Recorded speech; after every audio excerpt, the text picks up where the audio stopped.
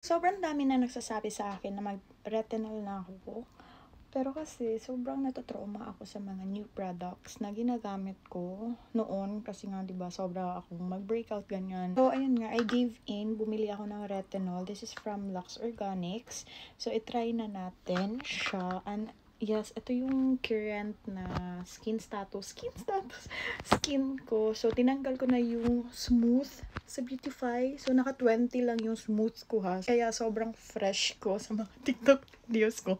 Dahil doon. But anyways, ayun nga, meron akong mga little bumps lang. Siguro dahil sa mga mga new product na tinatry ko ngayon. And so far naman, so good naman siya sa akin. Sandwich method daw kapag magre-retinol. So ito yung gagamitin ko na moisturizer, Leon. Kailangan natin mag-moisturize kasi nakaka-dry daw ang retinol. Okay, so magta-try na. Ang itim ko dito. Ang pangit. So, ganito siya. And then, magpa-patch test. Ito lang po siya. Feeling ko naman, walang reaction yung skin ko. So, let's try this. Pea-size amount lang daw yung kailangan natin dito sa retinol. So, parang ganito lang. Spread natin siya like that. 1, 2, 3. 1, 2, 3. 1, 2, 3. Nose. And dito, may natira pa. And then dito. And done. Then, I let it dry lang sa electric fan. Tapos, lagyan ko siya ulit ng moisturizer. So, ayun lang. I'll see you on my next video kung hindi ko makalimutang mag-update kapag ginamit ko ulit itong retinol. Bye!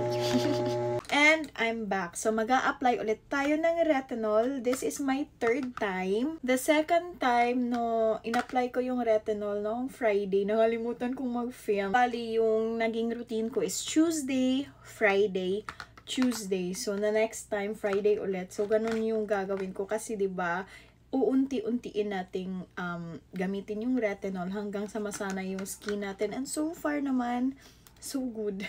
Naglagay na ako nung moisturizer and now ilalagay na natin itong retinol.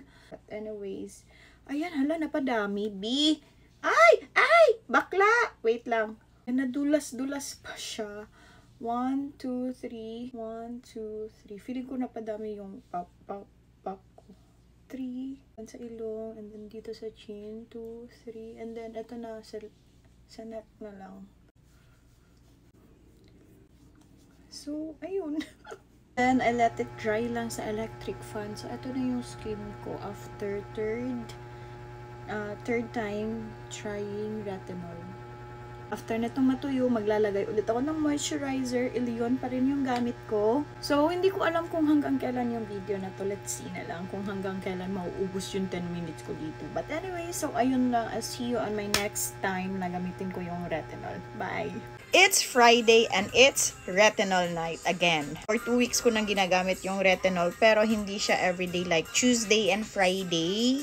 For 2 weeks. Anyway, nagsistream ako ngayon and then nanonood din ako ng volleyball and then nag-live si Taeyong. O diba? Ang dami kong ginagawa all at the same time. Char! While nanonood ako ng volleyball sa live ni Taeyong, nagsistream, mag-skincare muna ako. Sobrang gwapo ni Taeyong sa black hair. Oh my God. First up, toner. Next, essence water. Hayaan nyo na yung electric fan na maingay. Pero next, serum. Sandwich method starts with moisturizer. So, ito na. Retinol na tayo.